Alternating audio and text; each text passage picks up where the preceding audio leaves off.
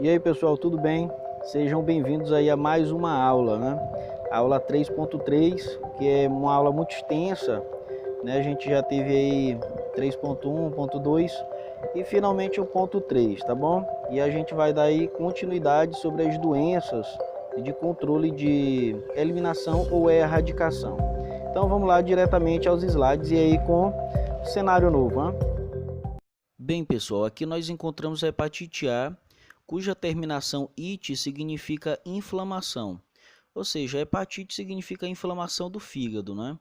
Então, nesse caso, se trata aí de uma doença infecciosa, né, que é causada por vírus e tem como efeito a inflamação do fígado, não é? Por isso é chamada hepatite. Então, a hepatite A ela também é chamada de hepatite infecciosa, sendo que na maioria dos casos a hepatite é uma doença de caráter benigno, ou seja, tem um curso aí leve, não é que não é, como eu posso dizer aqui, letal, algo desse tipo. Porém, a questão aí dos sintomas e também a letalidade, ou seja, a capacidade de causar a morte, né, aumenta com a idade. Então, as manifestações clínicas, quando ocorrem, vão desde a presença de poucos sintomas até formas fulminantes, ou seja, são formas aí mais agressivas, mais rápidas, o que acontece raramente, né? Ou seja, a forma fulminante ela é rara, ela é difícil acontecer. Não há evidência de pessoas com a doença na forma crônica, ou seja, a forma crônica é quando ocorre aí a superação de 6 meses, né? Quando passa de 6 meses, ela já é tida como crônica. Porém, não existe evidências de pessoas, né, com esse tempo aí de permanência com hepatite A. As manifestações clínicas, quando existentes, podem ser inespecíficas, né? Ou seja, não é algo assim claro ou especificamente ou patognomônico, né? Nesse caso aí que são sinais e sintomas específicos da hepatite A, que no caso aí o que vai acontecer é dar uma confusão. Por exemplo, ocorre aí um quadro gripal, né, ou semelhante ao quadro gripal. Então, nesse caso, pode se confundir com a gripe, ou então apresentar, no caso aí, febre, dor abdominal, geralmente do lado direito superior, ou seja, aí no hipocôndrio, não é que é a maior parte onde está localizado aí o fígado, né? E a icterícia, nesse caso, é a coloração amarelada aí da pele e também da esclerótica ocular, né? E o branco dos olhos, que aí também, no caso, vem a ser uma característica, né, de um ataque ao fígado, porém não é uma situação única, né? A icterícia ela pode ser causada também por medicamentos, né? E em seguida nós encontramos aqui fezes descoradas, né? Ou seja, aí anêmicas, né? Não tem aquela coloração amarelada ou então alaranjada e urina escura, né? E o agente infeccioso, ou seja, o agente patógeno, é o vírus da hepatite A, cuja sigla é VHA, um hepatovírus da família Picorna-viridae. E o seu reservatório, aqui no caso, é o homem e alguns primatas não humanos, né? Inclusive aí os chimpanzés. E a fonte de infecção, que vem a coincidir com o reservatório, né? Que nesse caso é o homem e os animais infectados, né? Bem, e o modo de transmissão é fecal oral, ou seja, aqui a gente pode ressaltar a questão de alimentos que são contaminados, né, com as fezes, né, de uma pessoa que seja portadora do vírus da hepatite A, né? Então, nesse caso aí, como vai comer uma fruta ou então uma verdura e não lava, né, vai terminar contraindo essa infecção.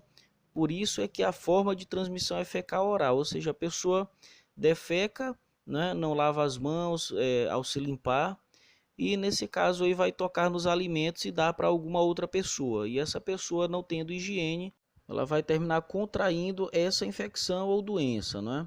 Então vale ressaltar e ter bastante cuidado com relação à questão da higiene, tá? Sendo que a higiene ou falta dela pode acarretar várias outras doenças, não somente a questão da hepatite A. E aqui a gente encontra aí por meio do contato direto, né, pessoa a pessoa, a uma pessoa sadia. Ou também tem o contato indireto, que é o qual aí que eu comecei, né? Eu falei, dei exemplo aí também, né, que é a questão aí da transmissão da doença por meio da água e alimentos contaminados. E também vale ressaltar que a hepatite A, segundo o Ministério da Saúde, também pode acontecer por meio da relação sexual anal, ou seja, sendo que a forma de eliminação desse vírus é por meio da defecação, né? Por meio anal. Então, nesse caso, tem essa lógica de transmissão também por meio aí do sexo anal. E em seguida nós encontramos aí o período de incubação, né? Que nesse caso é o intervalo, né, da aquisição desse patógeno até a manifestação dos sinais e sintomas, que nesse caso varia de 15 a 45 dias, sendo a média aí de 30 dias. E em seguida nós encontramos o período de transmissibilidade, que nesse caso ocorre a partir da segunda semana antes do início dos sintomas e até o final da segunda semana da doença, né? E aqui nós encontramos a hepatite B, que também é uma doença aí infecciosa, né? E também agride o fígado, né? Sendo aí o início da doença geralmente é insidioso, né? O que quer dizer isso? Ela inicialmente ela vai ter uma aparência benigna, porém ela se agrava, não é? Se mostra agressiva. Então, nesse caso aí, ocorre a falta de apetite, né? Dores abdominais, náuseas e vômitos. Às vezes ocorrem dores musculares e fadiga, seguidas aí frequentemente de icterícia, que nesse caso eu havia falado que é referente aí à coloração amarelada da pele e também da esclerótica ocular. Então, pode não haver febre ou aparecer uma febre baixa, não é? Alguns casos não são aparentes e outros se manifestam de forma fatal e fulminante, né? Ou seja, elas são mais agressivas. Com necrose hepática, ou seja, com morte, né, do tecido hepático de uma forma aguda e maciça. E em seguida nós encontramos aqui o agente infeccioso, né, que é o vírus da hepatite B, né, cuja sigla é VHB, da família Hepadeniaviridae. E o reservatório é o único, né, natural, é o homem doente ou portador sadio, tá? Nesse caso aqui o portador de sadio, ele é o referente aí o assintomático. Bem, aqui vamos observar sobre o modo de transmissão, que nesse caso ocorre por meio da solução de continuidade na pele e ou mucosas, ou seja, aqui está falando aí do contato entre lesões ou feridas, né? Sendo que o vírus da hepatite B, ela é circulante aí no sangue, né?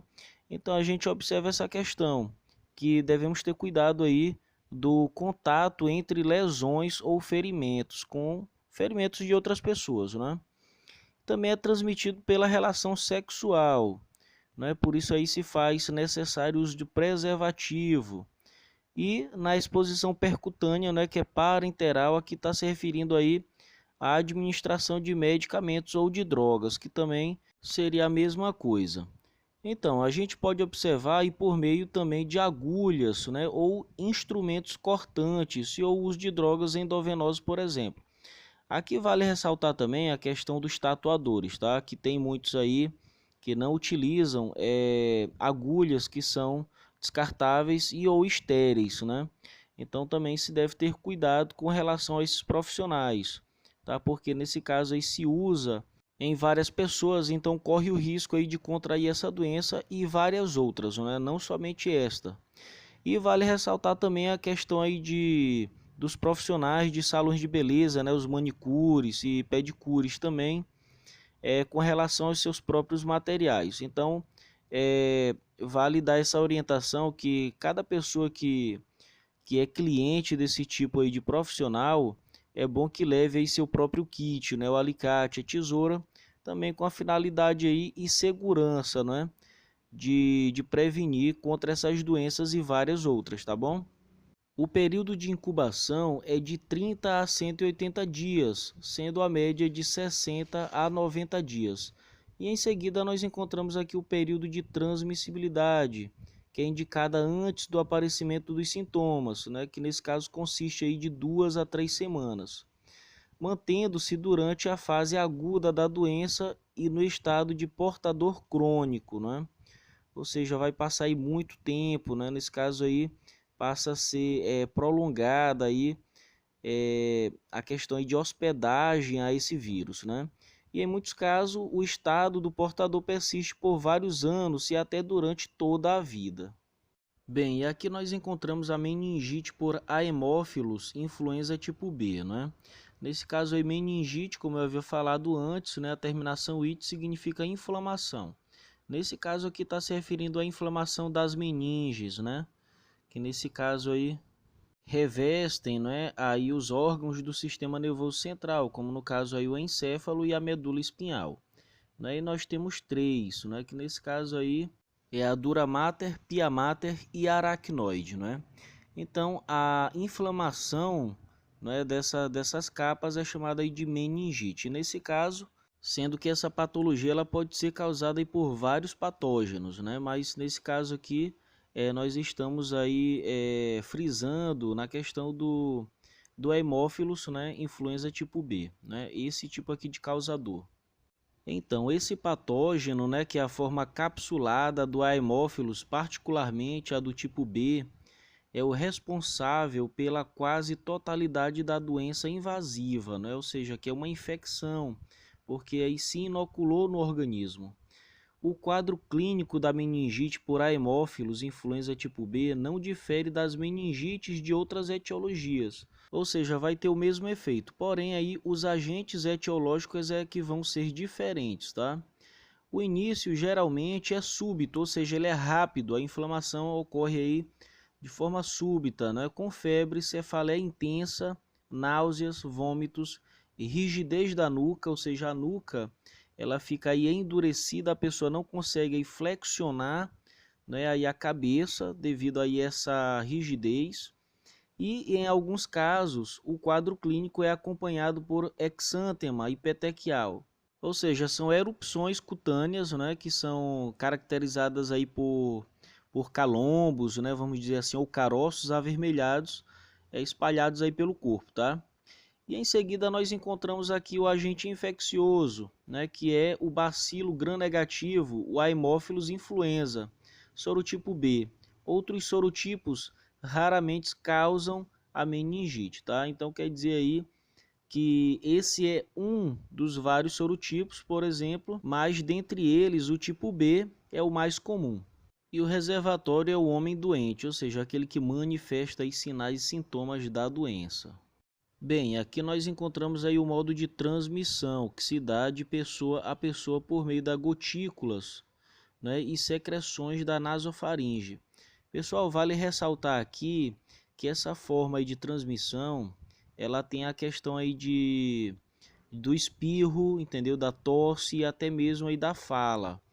E vale ressaltar uma outra coisa que é interessante, é a questão aí de compartilhamento de utensílios de uso único, né? Como no caso aí copo, xícara, colheres, garfos também, né? E várias outras coisas que podem aí ser utilizadas para beber ou para se alimentar. Nesse caso aí deve ser de uso único, né?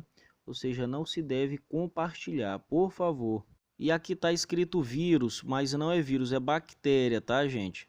Então a entrada aí da bactéria ocorre também pela nasofaringe, ou seja, pelo mesmo meio ou pela mesma porta de saída ou de eliminação, ocorre também aí a aquisição da bactéria, né? Nesse caso pela nasofaringe, ou seja, pela boca, né, no caso aí da ingestão, ou até mesmo pelo nariz, que no caso seria aí a inalação de gotículas de água, né, que nesse caso aí são expelidas aí pela fala, ou então pela tosse ou pelo espirro, tá?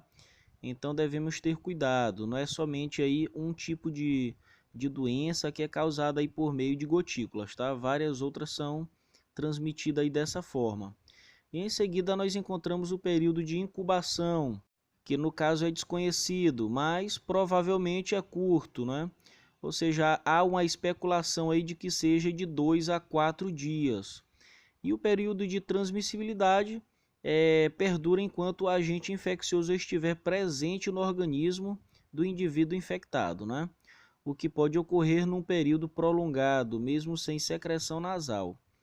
A transmissão deixa de ocorrer após 24 a 48 horas do tratamento adequado. Então, a pessoa, quando ela faz o tratamento, né, com antibióticos que são aí adequados para esse tipo de agente etiológico, aí a pessoa dentro de 24 a 48 horas deixa aí de ser um disseminador ou então uma fonte de infecção.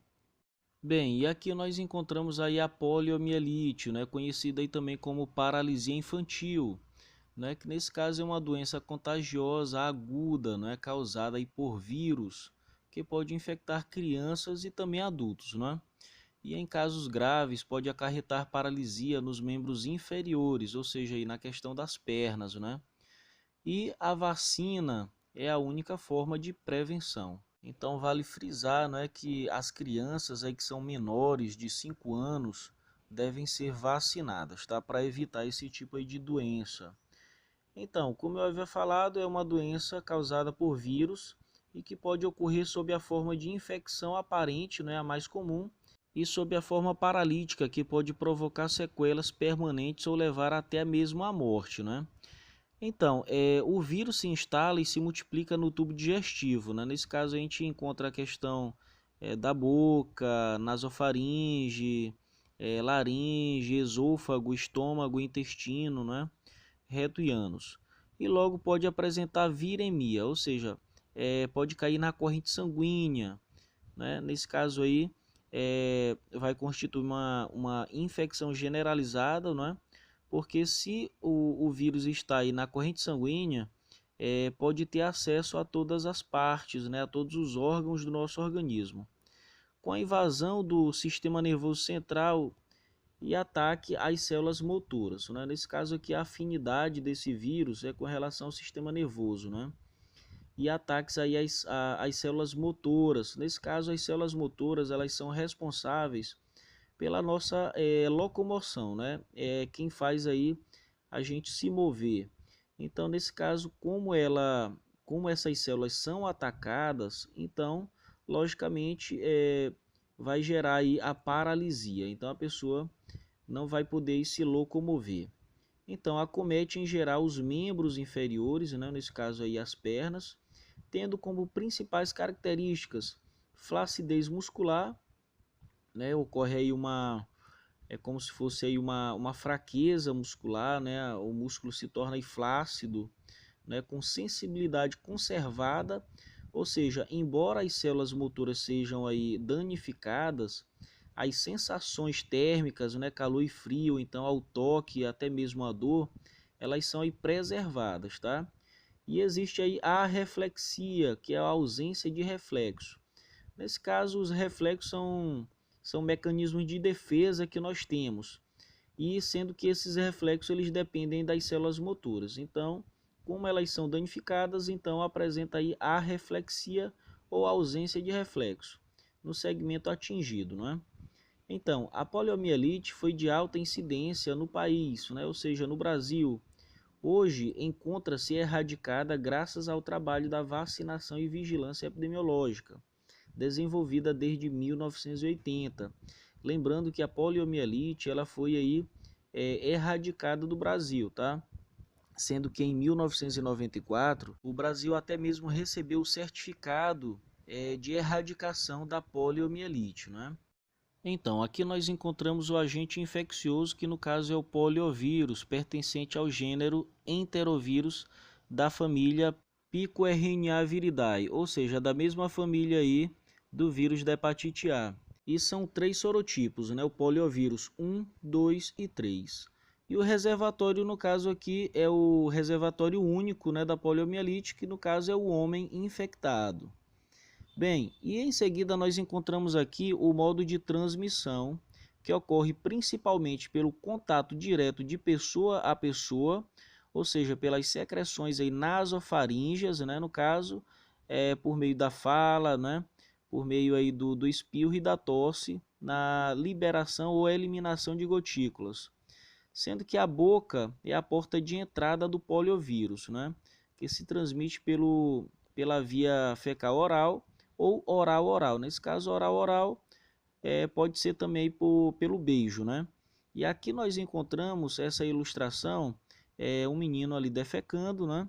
Sendo que tem alguns vetores que estão fazendo aí o transporte do vírus da poliomielite. A gente encontra aí que as fezes ela podem aí contaminar a água e os alimentos, ou podem ser transportadas, como por exemplo aí por mosquitos, moscas e até mesmo pela mão contaminada.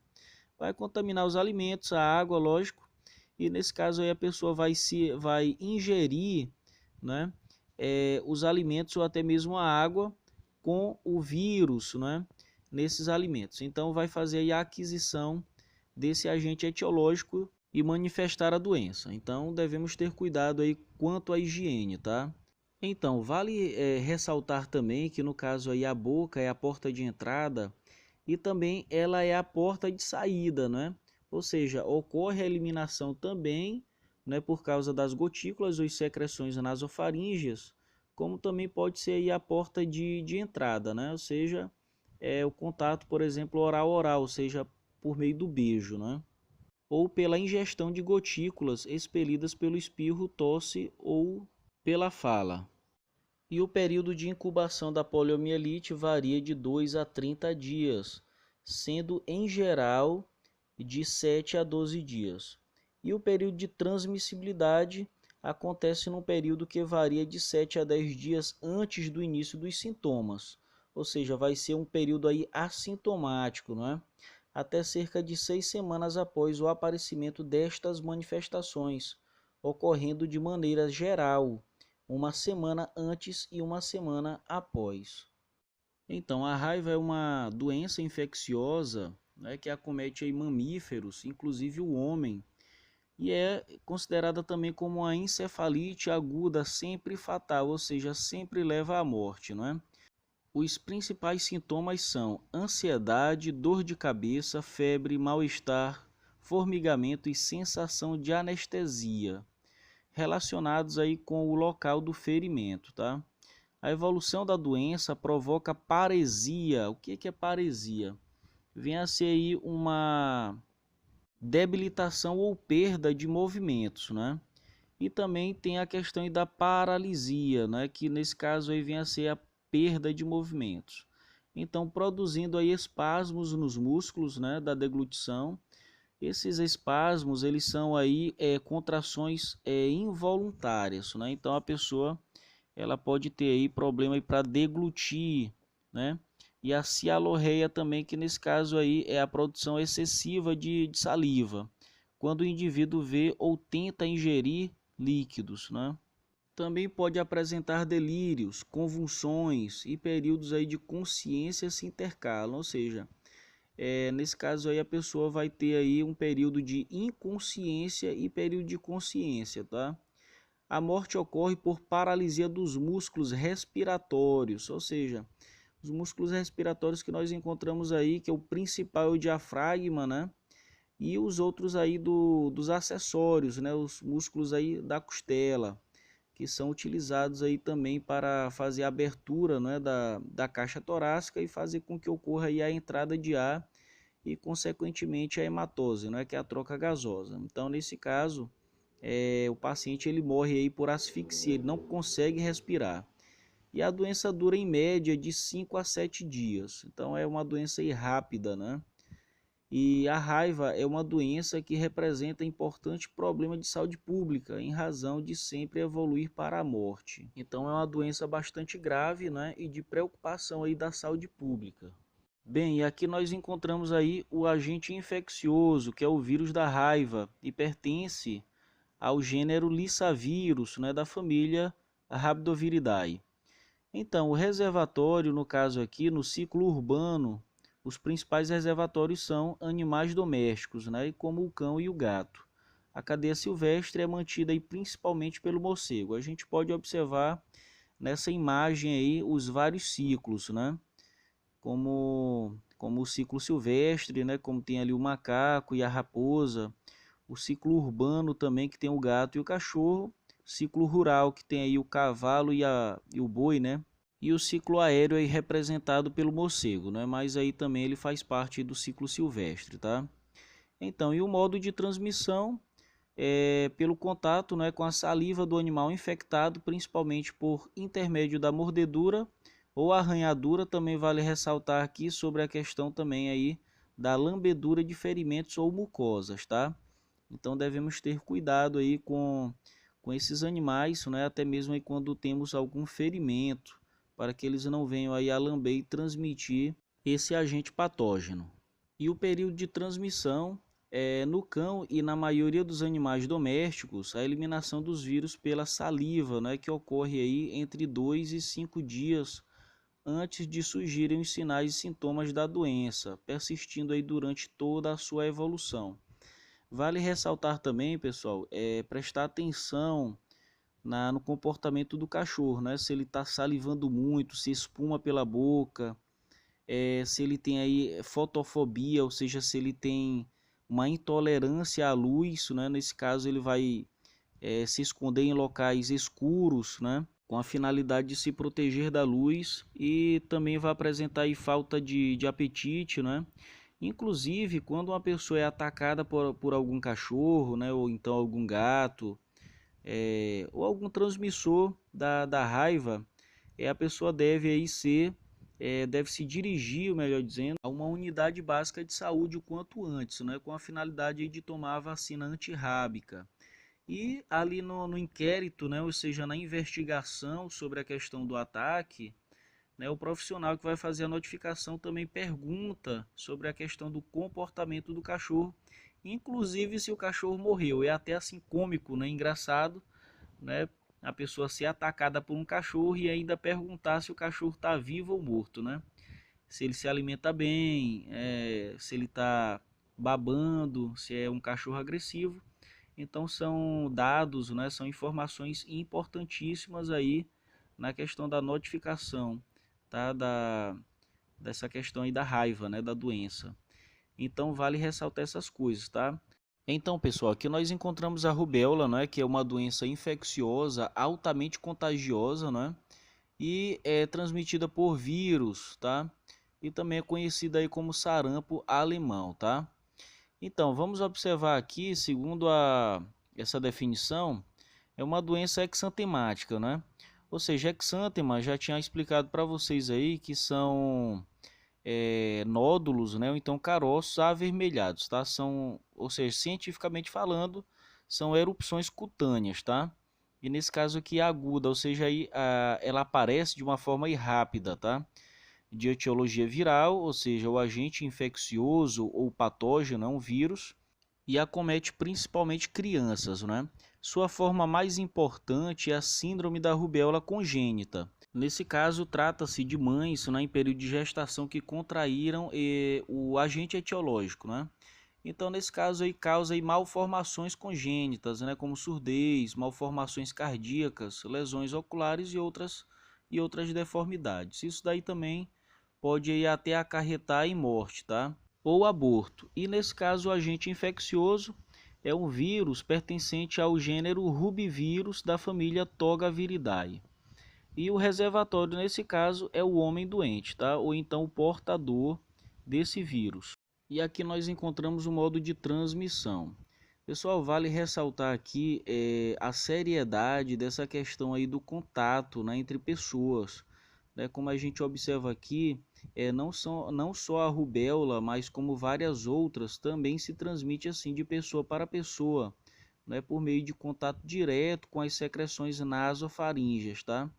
Nesse caso aí de pessoas infectadas, ou seja, pela tosse, né, pela fala ou até mesmo pelo espirro, sendo que a pessoa também contrai dessa maneira, né, por meio aí da deglutição ou aspiração aí dessas gotículas que são expelidas ou eliminadas aí pela pessoa infectada. Então vale ressaltar aí também a questão dos utensílios que devem ser de uso único, né? Como no caso aí os copos, colheres, ou seja, não compartilhar no momento em que estiver comendo ou bebendo, né? Nesse caso aí, depois que uma pessoa utiliza, ou seja, tem que ser lavado aí e para depois ser utilizado, tá bom? Então, o período de incubação, nesse caso, é de 14 a 21 dias, podendo aí variar de 12 a 23 dias, sendo que a média é de 17 dias. E o período de transmissibilidade, né, nesse caso, é de aproximadamente 5 a 7 dias antes do início do exântema e pelo menos de 5 a 7 dias depois.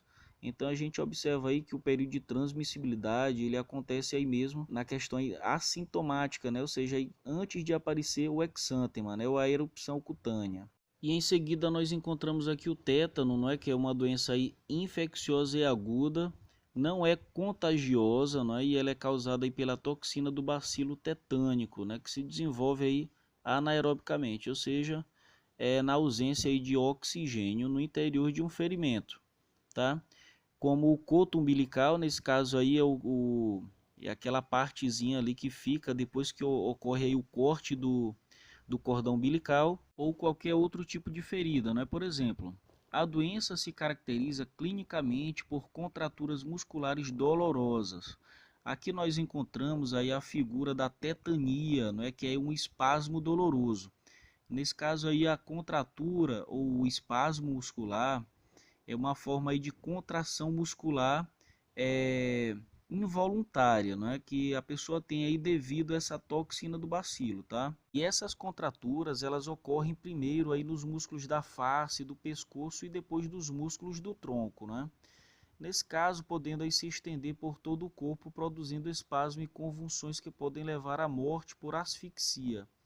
Então, o que que acontece? Uma pessoa, quando ela tem uma contratura muscular aí na área do pescoço, ela pode ter problema aí para deglutir, ela tem dificuldade, né? Ou impossibilidade de fazer a deglutição. E nesse caso, quando ocorre aí a afecção dos músculos do tronco, nesse caso a pessoa vai apresentar aí uma falta de ar, né?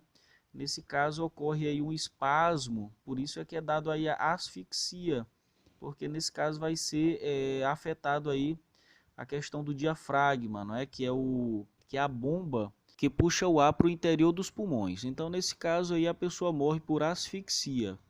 E no tétano do recém-nascido ou tétano neonatal, porque nesse caso aí adquiriram esse bacilo, né, por meio aí do coto umbilical, os sintomas em geral aparecem entre o quinto e o 12º dia, mais frequentemente em torno do 7º dia. Nesse caso é conhecido aí como mal de 7 dias, tá? Então, o agente infeccioso, nesse caso aí é o bacilo gram-positivo e anaeróbio, né? O Clostridium tetani, que no caso é o agente etiológico aí do tétano, tá? Bem, aqui nós encontramos aí o reservatório, né? Nesse caso do bacilo, que é o trato intestinal do homem e de animais domésticos, né? Especialmente o cavalo.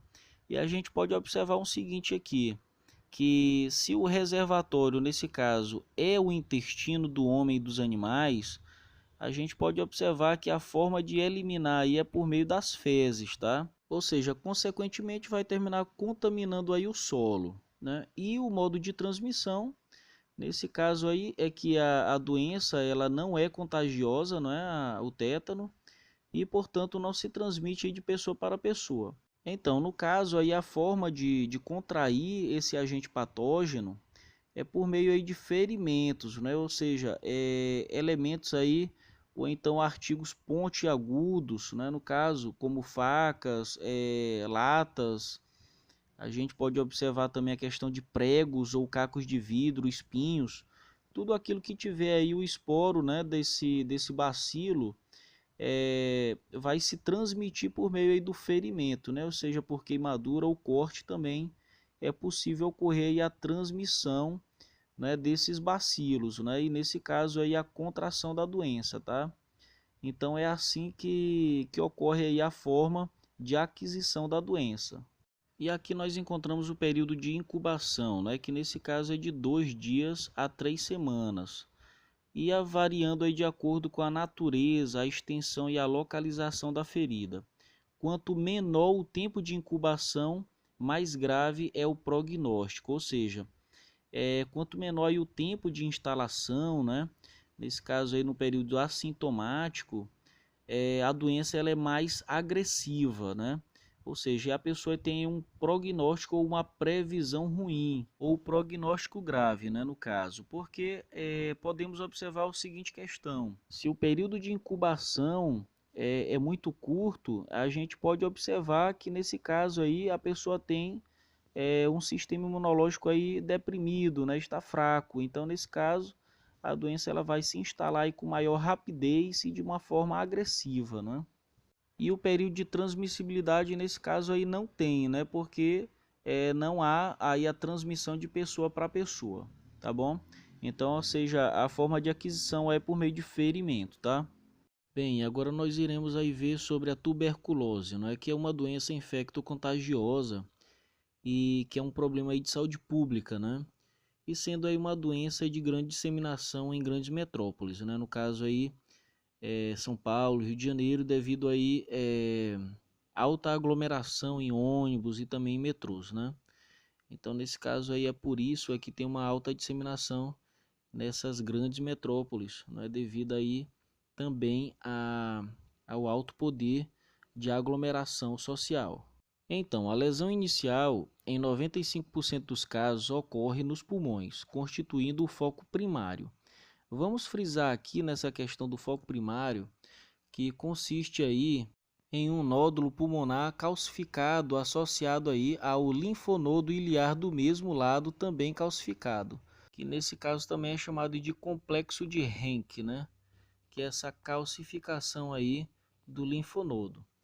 Então, em seguida, o agente infeccioso atinge os vasos linfáticos e invade os gânglios regionais, né, formando assim o complexo primário. Então, foi exatamente o que eu acabei de falar, né, sobre a formação do complexo de Henke. Então, dessa forma, a partir dos gânglios regionais, os bacilos podem se disseminar por via linfohematogênicas. Então, quando cai aí na corrente linfática ou então na corrente sanguínea, se observa aí que pelo sangue se tem aí o acesso a todas as partes do organismo, né? Todos os tecidos e órgãos. Então, nesse caso, aqui a gente pode ver aí a figura da tuberculose extrapulmonar. Nesse caso aí, a tuberculose ela não é estritamente aí dos pulmões, né? Então, com relação a essa questão extrapulmonar, a gente vê aí as formas miliar e meningea, né? Que no caso aí são formas mais graves dessa doença. Estas formas graves atingem principalmente os menores de 1 ano, levando-os com frequência a óbito, né? Sobretudo os desnutridos. Então a gente observa aí características, né, de crianças, por exemplo, criança de 1 ano a gente observa que a imunidade, né, ainda está em desenvolvimento, ou seja, ainda não está apto, né, para combater aí os micro-organismos, né, e toxinas que são invasoras, né, que estão aí no organismo, né. Então, a gente vê também a questão da figura dos desnutridos, ou seja, a imunidade, né, a potência da imunidade, ela depende aí também da boa nutrição, tá? Ou seja, pessoas desnutridas, elas são mais suscetíveis às doenças infecto-contagiosas. E as formas graves também são comuns nos casos de intercorrências de outras doenças, como o sarampo e a coqueluche, que deprimem fortemente o sistema imunológico. Lembrando aí que a tuberculose ela é uma doença oportunista, né? Bem, aqui nós encontramos aí o agente infeccioso, que nesse caso é uma bactéria, né? O bacilo de Koch. Koch é o sobrenome aí do médico alemão, né, que descobriu essa bactéria, que é chamada de Robert Koch, ou Mycobacterium tuberculosis, nesse caso aí que é o nome científico dessa bactéria, né? Então, o reservatório nesse caso é o indivíduo doente, especialmente o bacilífero, né? O qual nós iremos observar agora, sendo que o reservatório, que nesse caso aí são pessoas que albergam aí essa bactéria, o agente etiológico, e são também reconhecidos como fonte de infecção porque são disseminadores, né? Então, nesse caso aí, é o indivíduo que elimina grandes quantidades do bacilo no escarro, né? Nesse caso são chamados aí de bacilíferos, né? O indivíduo bacilífero, quando não submetido a tratamento, né, ou seja, que adequado, infecta cerca de 5 a 10 pessoas por ano e, de maneira geral, se mantém bacilífero por 2 anos. Ou seja, então tem bastante tempo aí de disseminação, né? Ou seja, as pessoas que nesse caso aí não buscam tratamento têm um dos três destinos, né? Que nesse caso aí pode ter aí a recuperação ou cura espontânea, né? Tem também a questão da cronificação da doença, ou seja, pelo resto da vida, conviver com ela. ou evolui a óbito, né? Então, o bacilo perde a patogenicidade com o início do tratamento dentro de 15 a 30 dias aproximadamente. Então, isso significa que as pessoas que buscam aí o tratamento adequado, ocorre aí o controle, né, devido aí à questão da perda da patogenicidade do bacilo. Então, é bem importante na questão do controle da doença, né? Bem, e o modo de transmissão é de pessoa a pessoa, né, por meio aí das gotículas, que são chamadas de gotículas de Fleury, que são eliminadas aí pela tosse, espirro e fala principalmente pela tosse dos indivíduos bacilíferos. E em seguida o período de incubação, que nesse caso é variável, né, podendo haver ou não um período de latência entre a infecção e o aparecimento da doença, né, nesse caso aí a manifestação dos sinais e sintomas.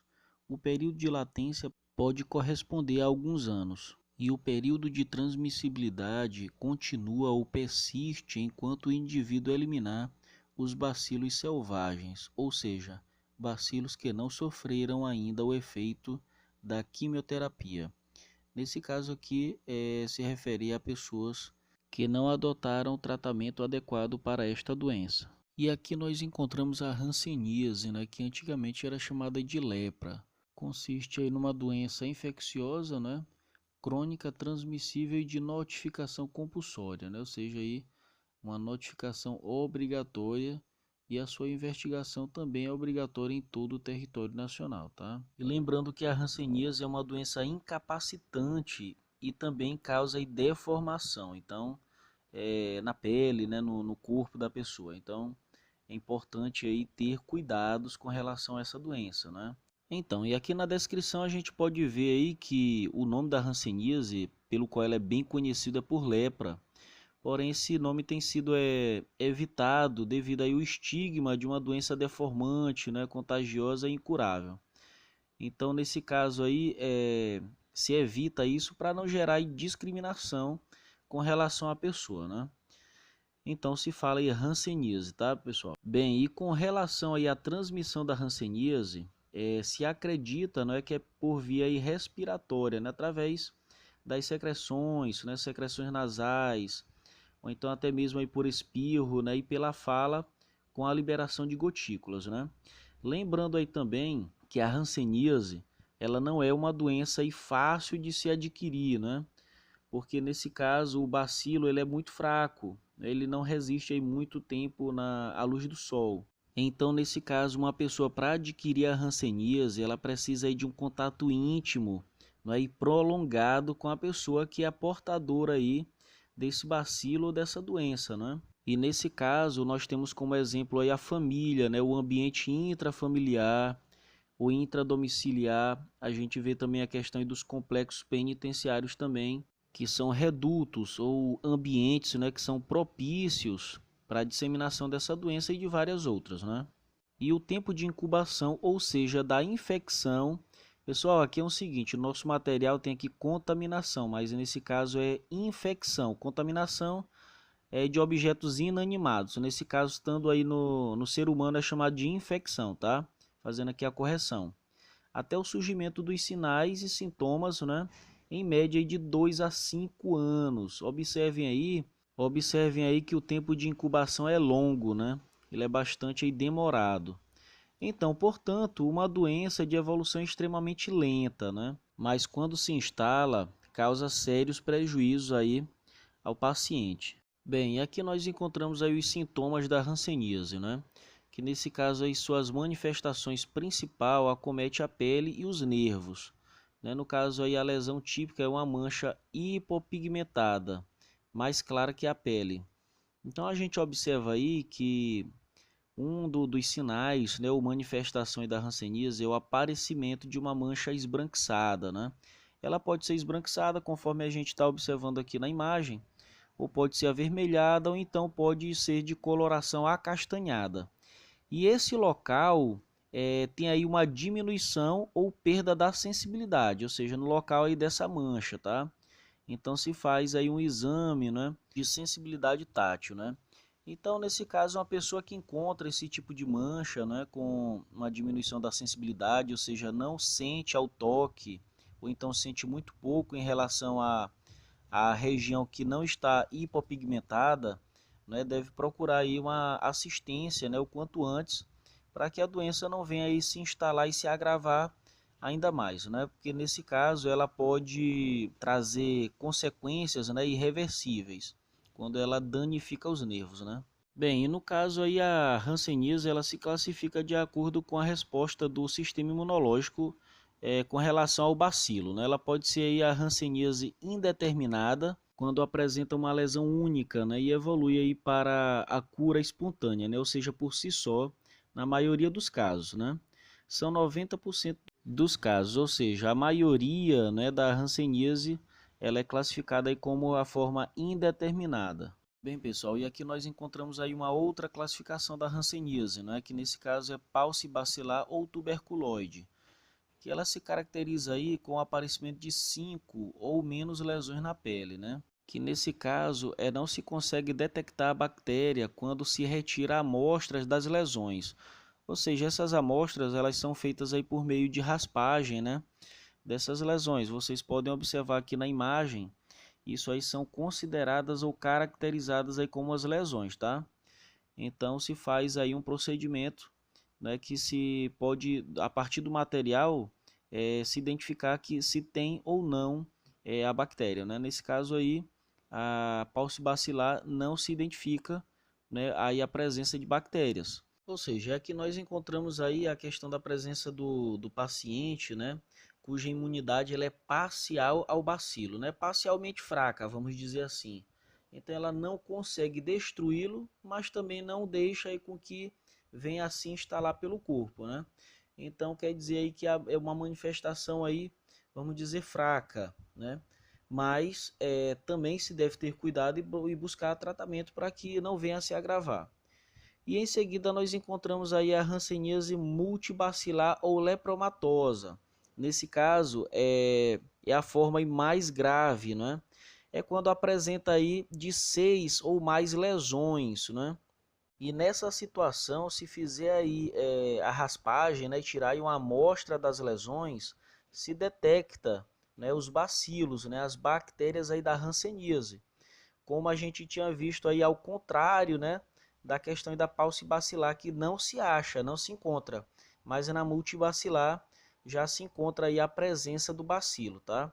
Então são doentes com sistema imune ineficaz, ou seja, são insuficientes, né, no combate a essa bactéria e no caso ela vai se instalar e vai se agravar também. Bem, aqui nós encontramos aí o diagnóstico da hanseníase, ou então a detecção da mesma, né?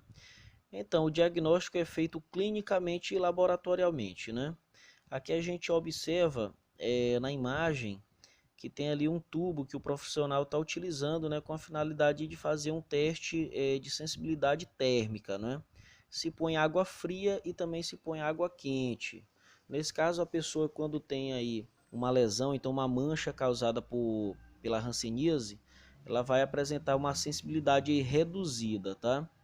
Ou nesse caso, se tiver grande afecção do nervo, o que vai acontecer é que a pessoa não sente. E o tratamento se faz aí com base num coquetel de drogas, né, que é chamado aí de poliquimioterapia, PQT, né, isso é uma sigla. E esse coquetel, ele consiste aí no uso conjunto de rifampicina, dapsona e clofazimina. E no caso, o tratamento da hanseníase vai variar de acordo aí com a sua classificação. Nesse caso aqui, a hanseníase paucibacilar, o tratamento tem aí uma duração de 6 meses, né? E no caso aqui do tratamento da hanseníase multibacilar, como ela se trata aí de uma classificação mais grave, o seu tratamento ele é mais prolongado, né? De 12 meses ou um ano, né? E acredita-se que após o início do tratamento, o paciente, no caso aí infectado, não é contaminado, já não seja mais capaz de transmitir a doença. Um dos grandes problemas do tratamento da hanseníase é a alta taxa de reações às drogas, ou seja, reações adversas causadas aí pelas medicações utilizadas no tratamento da hanseníase, que pode ocorrer em até 25% dos casos.